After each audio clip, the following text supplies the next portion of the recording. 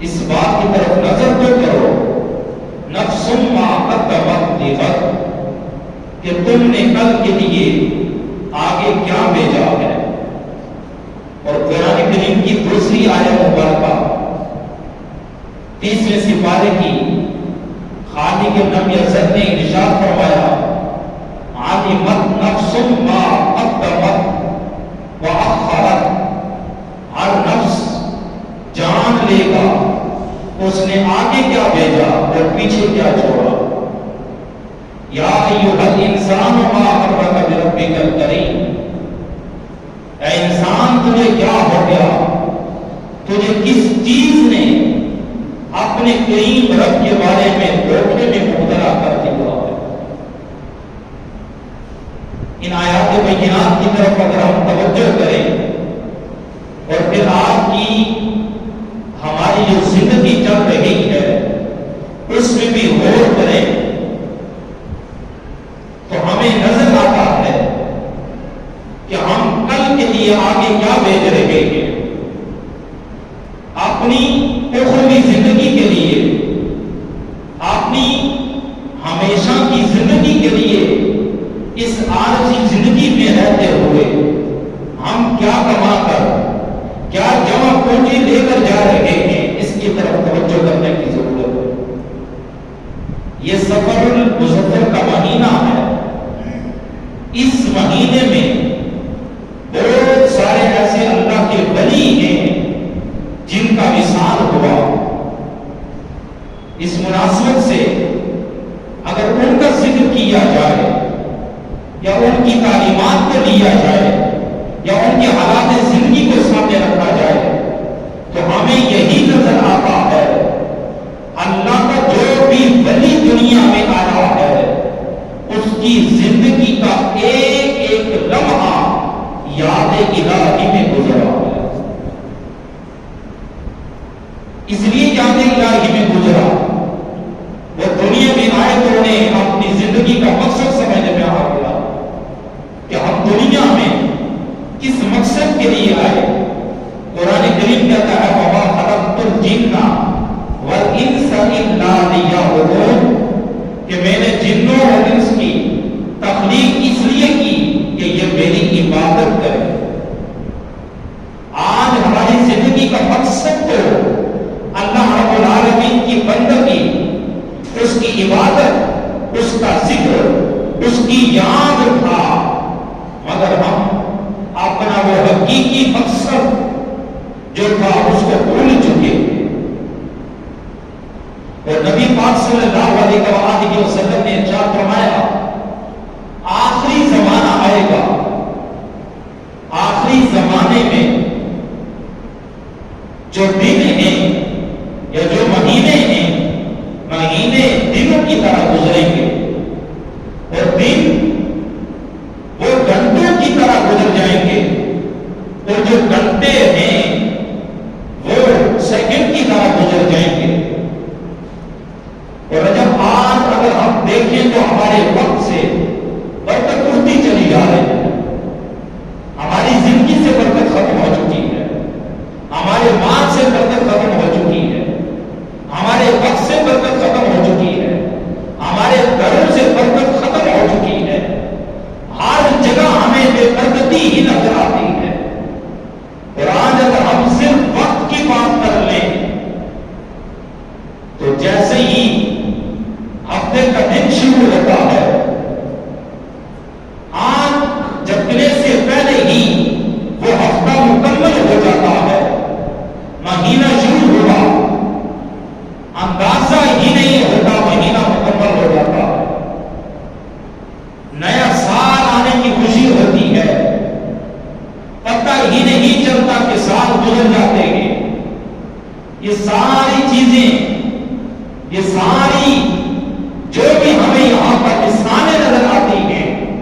ان سے ہمیں کچھ سیکھنے کی ضرورت ہے۔ وہ کیا ہے کہ جیسے زندگی کے اندر بے برکتی آ گئی،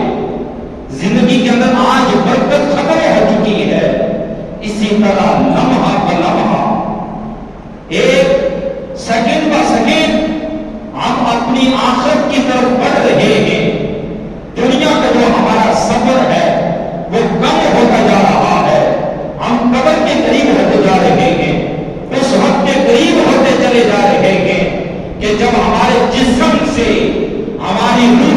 اطلاعات دی جائے گی اور اس وقت پھر اعلانات ہو جائیں گے، فلاں دنیا سے صاحب چلے گے، انہوں نے فلاں وقت ان کا نماز جنازہ ہوگا، پھر ان کی تدفین ہوگی، پھر لوگ ہاتھ اٹھائیں گے، دعا کریں گے، چند دن گزریں گے، ہمارا نام ہی ختم ہو جائے گا، پھر ہم نے اللہ رب العالمین کی بارگاہ میں پہنچ کر اپنی زندگی کے ایک ایک لمحے کا، ایک ایک سیکنڈ کا، زندگی کی ایک ایک بات کا، زندگی کے ایک ایک معاملے کا، زندگی کی ایک ایک پائی کا ہم نے رب کی بارگاہ میں جا کے جواب دینا۔ اس چیز کی طرف ہمیں سوچنے کی ضرورت ہے۔ اور آقا کریم صلی اللہ علیہ وسلم نے ارشاد فرمایا، حضرت سیدنا عبداللہ ابن عمر بیان کرتے ہیں، نبی کریم صلی اللہ علیہ وسلم نے میرے دونوں کندھوں کو پکڑ کے ارشاد فرمایا، دنیا میں رہو تو ایسے رہو جیسے مسافر رہتا ہے۔ لوگوں مسافر کیسے رہتا ہے؟ اگر کسی نے یہاں سے کراچی کا سفر کرنا ہو، لاہور کا سفر کرنا ہو، وہ اپنے ساتھ بھی لے لے گا، ایک دو سوٹ کپڑوں کے بھی لے لے گا، زیادہ سامان نہیں رکھے گا، اس لیے زیادہ سامان نہیں رکھے گا، اس کو اس بات کا علم ہے کہ میں راستے میں مسافر ہوں، میرا کوئی ٹھکانہ نہیں، میری کوئی رہائش نہیں، میرا کوئی ایسا مقام نہیں، کوئی ایسی منزل نہیں جا کے میں جہاں پہ رک سکوں، میں تو مسافر ہوں، یہ تھوڑا سا زیادہ میرے لیے کافی ہو جائے گا۔ امام الانبیاء صلی اللہ علیہ وسلم کے علماء، اگر ہم نے یہاں سے لاہور کراچی فیصل آباد کا اگر سفر کرنا ہو، ہم تھوڑا سا زیادہ رکھ دیں گے، زیادہ تر ہماری توجہ ہمارے سفر کی طرف ہوتی ہے۔ صبح اٹھ کر ہم نے سفر کرنا ہو، رات کو ہم اپنے کپڑے بھی طے کر کے رکھ لیں گے، موبائل فون کی چارجنگ بھی مکمل کر کے اپنے پاس رکھ لیں گے، جو ڈاکومنٹ سامنے ساتھ لے کر جانیں گے، جس کام کے لیے جا رہے گے، وہ سارے کے سارے سامنے ٹیبل پر رکھ دیں گے۔ کیوں رکھ دیں گے؟ گھر والوں کو بھی تلقین کریں گے کہ یہ سارا سامان میرا سامنے رکھ دیں گے، صبح ایسا نہ ہو کہ کوئی سامان میں بھول دو، یہ سامان میرا گھر میں رہ جائے، راستے میں مجھے مشکلات کا سامنا کرنا پڑے۔ امام الانبیاء کے غلاموں، اگر ہم دنیا کا سفر کریں، اپنے ہی ملک میں جائیں دو چار روز کے لیے، تو اتنی فکر کریں، گھر والوں کو بھی تلقین کریں، خود بھی اس کے لیے ہم کپڑے دو کریں، تاکہ ہمیں راستے کی پریشانی کا سامنا نہ کرنا پڑے۔ ہائے افسوس کہ یہ ہماری آخری زندگی ہے، یہ ہماری زندگی آج زندگی ہے، نہ جانے کسی کی زندگی ایک منٹ، نہ جانے کسی کی زندگی 2 سال، نہ جانے کسی کی زندگی 50 سال۔ بالآخر کل نفس ذائقۃ الموت، ہر نفس نے موت کا مزہ چکھنا ہے، ہر نفس نے دنیا سے چلے جانا ہے۔ آج اس امر کی طرف ضرورت ہے کہ ہم خود زندگی کے لیے فکر کریں، اپنی آخری زندگی کے لیے بہتر کرنے کی کوشش کریں۔ آقا کریم صلی اللہ علیہ وسلم نے ارشاد فرمایا، تم میں سے عقل مند آدمی وہ ہے جو اپنا محاسبہ نفس کر لے، جو تم میں سے عقل مند آدمی وہ ہے جو اپنی اخروی زندگی کو بہتر کر لے، اور تم میں سے بے وقوف آدمی وہ ہے جو اپنی خواہشات نفس کی پیروی کر لے اور اللہ کی بارگاہ میں اچھی امیدیں لگائے رکھے۔ وہ بے وقوف ہے، اللہ کی نافرمانی میں اپنی زندگی گزارے، اپنی خواہشات نفس میں اپنی زندگی گزار دے، جیسے من چاہے، جیسے اس کا نفس چاہے، ویسے وہ اپنی زندگی گزارے، اور اللہ کی بارگاہ میں امید رکھے کہ میرا مالک بڑا کریم ہے، وہ مجھے معاف کر دے گا۔ کوئی شک نہیں، مالک کریم تو بڑا کریم ہے، وہ تو بڑا رحیم ہے، وہ تو معافی کو پسند کرتا ہے، مگر ہمیں خود سوچنا چاہیے کہ ہم کون سا منہ اپنے مالک کی بارگاہ میں لے کے جا رہے ہیں۔ اور آقا کریم علیہ الصلوۃ والسلام نے ارشاد فرمایا جب تم میں سے کوئی صبح کرے شام کی انتظار نہ کرے، لمبے منصوبے میں یہ بھی کروں گا میں وہ بھی کروں گا، لمبے منصوبے نہ بنائیں۔ جب کوئی تم میں سے صبح کرتا ہے شام کا انتظار نہ کرو، جب کوئی تم میں سے شام کرے صبح کا انتظار نہ کرو۔ ہو سکتا ہے کہ شام آنے سے پہلے یا ہو سکتا ہے کہ صبح آنے سے پہلے پہلے ہماری زندگی کا چراغ دور ہو جائے اور ہم اپنے مالک کی بارگاہ میں جا پہنچے۔ اس لیے اگر کوئی نماز پڑھنی ہے، کوئی بھی نیک کام کرنا ہے تو اپنی زندگی کا آخری نیک کام سمجھتے ہوئے، اپنی زندگی کی آخری نماز سمجھتے ہوئے ادا کیجیے۔ نہ جانے میرا مالک دوبارہ مجھے زندگی میں موقع عطا فرمائے گا یا نہیں عطا فرمائے گا کہ میں اس کے بارگاہ میں دوبارہ حاضر ہو سکوں۔ اس لیے اپنی اخروی زندگی کی ہمیں فکر کرنے کی ضرورت ہے۔ تو امام الانبیاء صلی اللہ علیہ وسلم کے غلاموں، ساتھ اس دنیا میں رہ کر ہم جو کام کرتے ہیں، جس انداز سے ہمارے شب روز بسر ہوتے ہیں، پھر ایک تعبیر بیان فرماتے ہیں کہ جیسے انسان اس دنیا میں اپنا وقت گزارتا ہے، جیسے اس کے شب روز گزرتے ہیں، جب اس کا خاتمہ ہوتا ہے تو اس کا خاتمہ بھی اسی پر ہو جاتا ہے۔ اگر انسان دنیا میں تلاوت قرآن کرنے کا اس کا شوق ہو، اگر انسان کو دنیا میں اللہ کا ذکر کرنے کا شوق ہو، اگر انسان کو دنیا میں اپنے محبوب کی بارگاہ میں درود و سلام بھیجنے کا شوق ہو، اگر انسان کو دنیا میں عبادت کرنے کا شوق ہو، ادھر سے ہماری روح جسم سے جدا ہو رہی ہوگی، ادھر سے ہم یا تو تلاوت قرآن کر رہے ہوں گے، یا تو ہمارے لبوں پہ حضور کا سلام ہوگا، یا تو ہم اللہ رب العالمین کی بندگی میں ہوں گے۔ اگر ہم نیک کام کرتے ہوں گے تو اس انداز سے ہماری روح جسم سے جدا ہوگی۔ اور اگر انسان جھگڑالو ہو، خواہ لوگوں کو پریشان کرنے والا ہو، دوسروں کا حق مارنے والا ہو، خواہ ایک دوسرے کے ساتھ الجھنیں پیدا کرنے والا ہو،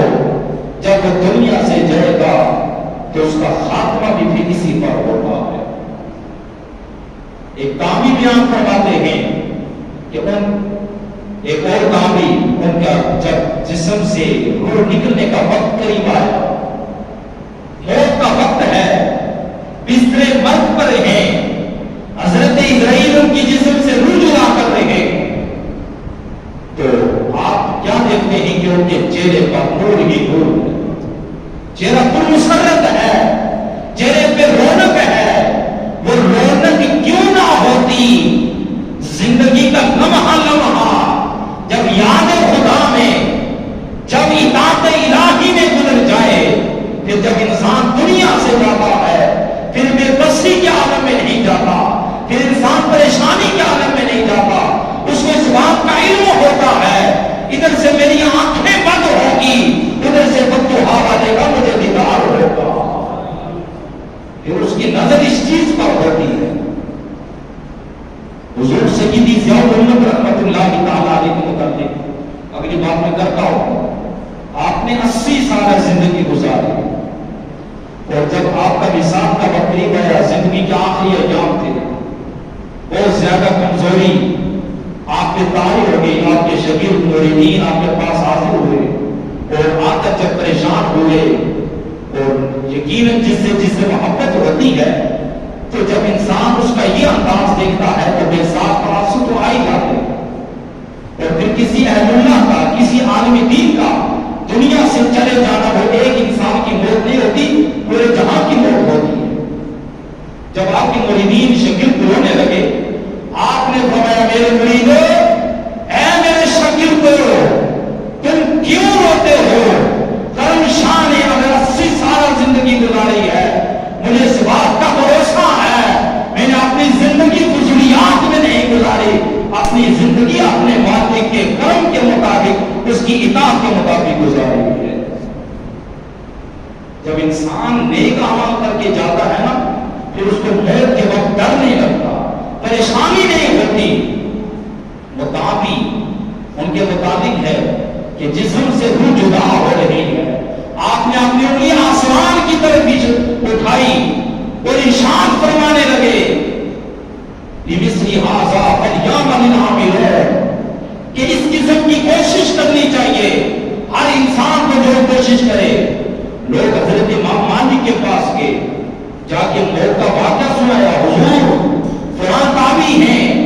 ان کی موت کا وقت جسم سے روح جدا ہو رہی ہے, مگر جیسے جسم سے روح جدا ہو رہی تھی آسمان کی طرف انگلی کر کے وہ کچھ ارشاد فرما رہے تھے کہ انسان کو اس کے لیے کوشش کرنی چاہیے. یہ بات ہمارے دل و دماغ میں, یہ بات ہماری ذہن میں, ہماری فکر میں, یہ بات سمجھ میں نہیں آئی یہ کیا ماجرا ہے. امام مالک رحمۃ اللہ تعالی علیہ نے فرمایا دراصل وہ جو تابعی دنیا سے جا رہے ہیں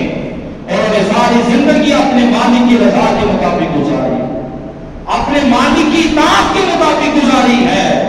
اب مالک کے قریب نے کرم یہ فرمایا, ابھی دنیا سے ان کی آنکھیں بند نہیں ہوئی تھی, دنیا میں رہتے ہوئے ان کو جنت کا ٹھکانہ دکھا دیا. اس لیے وہ زبان حال سے کہہ رہے تھے ہر انسان کو اس کے لیے کوشش کرنی چاہیے. ہر انسان کو اس کے لیے کیا کرنی چاہیے؟ کوشش کرنی چاہیے. تو امام الانبیاء کے غلاموں, یہ ہمارا جو زندگی کا مختصر سا پیریڈ ہے یہ فانی ہے, یہ ختم ہونے والا ہے, یہ ہمیشہ کے لیے نہیں ہے. کوئی بزرگ کسی اہل اللہ کے پاس آئے اور آ کر کہتے ہیں حضور زندگی میری کافی بیت چکی, بڑھاپے کی ایج تو میں پہنچ چکا ہوں, رات ہو جاتی ہے نیند نہیں آتی, موت کی آنکھ ستاتی ہے, موت سے ڈر لگتا, موت سے ڈر لگتا ہے, نیند نہیں آتی خوف سے. وہ اہل اللہ کے بات سمجھ گئے. انہوں نے فرمایا مجھے یہ بتائیے اگر آپ کے 2 گھر ہوں, ان میں سے آپ کا ایک گھر وہ ہے جس میں پنکھے بھی ہیں, لائٹیں بھی ہیں, زندگی گزارنے کی تمام تر سہولیات ہوں, اور ایک آپ کا گھر وہ ہے جس میں اندھیرا ہی اندھیرا ہو, لائٹ کا کوئی اہتمام نہ ہو, روشنی کا کوئی انتظام نہ ہو, وہاں پر ہوا نہ ہو, زندگی گزارنے کا کوئی وہاں پر بالکل ذریعہ نہ ہو. مجھے بتائیں آپ کس گھر میں رہنا پسند کریں گے؟ کہا لازمی بات ہے جس گھر میں سہولیات ہیں میں تو وہیں رہوں گا, جس گھر میں کوئی سہولت نہیں وہاں میں کیسے جاؤں. بس وہ اللہ کے بزرگ فرمانے لگے یہ بھی ہمارا گھر ہے, وہ بھی ہمارا گھر ہے, اس گھر سے آپ کو ڈر اس لیے لگتا ہے اس دنیا میں رہ کر آپ نے اپنا دل دنیا کے ساتھ قائم کر لیا, دنیا کی محبت اپنے سینے میں بسا لی ہے, دنیا کی محبت آپ کے سینے کے اندر بیٹھ چکی ہے کہ جس کی وجہ سے تم نے آخرت کے لیے کوئی تیاری نہ کی. اب تمہیں آخرت اندھیرا ہی اندھیرا نظر آتا ہے, وہاں تمہیں ویرانگی ہی ویرانگی نظر آتی ہے. اس لیے آج بھی فکر کریں اپنی اس زندگی کے لیے کچھ اس دنیا میں رہ کر کمائیں, پھر تمہیں اس کے لیے کوئی ڈر نہیں لگے گا, موت سے تمہیں کوئی فکر نہیں محسوس ہوگی, پھر تو تم موت اللہ تعالیٰ کا انعام سمجھ کے اپنے سینے سے لگا دو گے. اور کوئی شک نہیں الذی خلق الموت والحیاۃ لیبلوکم ایکم احسن عملا. اللہ کریم نے پہلے موت کا ذکر کیا, زندگی کا بعد میں ذکر کیا. الذی خلق الموت, اس نے موت کو بھی پیدا کیا, والحیات, اور زندگی کو بھی پیدا کیا. بھائی کیوں پیدا کیا؟ فرمایا لیبلوکم ایکم احسن عملا, تاکہ انسان کو آزما لیا جائے ان میں سے اعمال کے اعتبار سے زیادہ اچھا کون ہے, اعمال کے اعتبار سے زیادہ اچھا کون ہے. تو امام الانبیاء صلی اللہ علیہ وسلم کی غلاموں, جب یہ زندگی ہماری عارضی زندگی ہے, یہ ہماری زندگی فانی زندگی ہے, یہ ہماری زندگی ختم ہونے والی زندگی ہے, جب انسان بڑھاپے کی ایج کو پہنچ جاتا ہے, چلنا پھرنا ختم ہو جاتا ہے, کھانا پینا مشکل ہو جاتا ہے, زندگی کی سانسیں لینا اس کے لیے مشکل ہو جاتی ہے، اس وقت جب موت آ جائے پھر ہم کیا کہتے ہیں؟ شکر ہے موت آ گئی، اللہ کریم نے سنبھال لیا۔ تو یہ پتہ چلا اللہ کریم نے پہلے موت کو پیدا کیا، زندگی کو بعد میں پیدا کیا۔ وہ جس کی تخلیق پہلے ہوئی تھی آج ہم اس کو بھول چکے ہیں، جس کی تخلیق بعد میں ہوئی تھی آج اسی کے پیچھے ہم لگ چکے ہیں، آج اسی کے پیچھے لگ چکے ہیں۔ یہ دنیا ہے بلا آخر فنا ہے، ختم ہونے والی ہے، مگر وہ آخری زندگی جب وہاں ہم چلے جائیں گے جہاں کوئی موت نہیں آئے گی، جہاں کوئی پریشانیاں نہیں آئیں گی، ان لوگوں پر جنہوں نے اس زندگی میں رہ کر اپنے مالک کو یاد کیا ہوگا، اپنے مالک کی منشا کے مطابق اپنی زندگی گزاری ہوگی۔ حضرت امام شافعی رحمۃ اللہ تعالیٰ علیہ آپ کے مطابق آتا ہے کہ جب بھی آپ گھر سے باہر نکلتے ہمیشہ اپنے ہاتھ میں عصا رکھتے۔ لوگوں نے آپ سے پوچھا کہ آپ ہر وقت اپنے ہاتھ میں لاٹھی یا عصا کیوں رکھتے ہیں، اس کی کیا حکمت ہے؟ آپ نے بڑا خوبصورت جواب دیا۔ آپ نے فرمایا میں لاٹھی اس لیے نہیں رکھتا کہ میں کمزور ہوں، اس کے سہارے کے بغیر چل نہیں سکتا، میں لاٹھی اس لیے نہیں رکھتا کہ میں شاید اسی کے سہارے چلتا ہوں یا کوئی اور پرابلم ہے، بلکہ میں ہاتھ میں لاٹھی یا عصا اس لیے رکھتا ہوں تاکہ مجھے آخرت کی یاد آتی رہے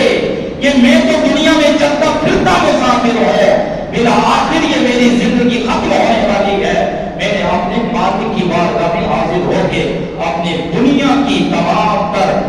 جو میری زندگی گزری ہوگی، اچھی ہو یا بری ہو، ہر عمل کا جا کے میں نے حساب دینا۔ جو اللہ کے بزرگ تھے انہوں نے اپنی ساری زندگی اپنی آخرت کی زندگی کو دنیا کی زندگی پر ترجیح دیتے ہوئے گزاری۔ اللہ کریم کی بارگاہ میں دعا ہے کہ پروردگار ہم سب کو آخرت کی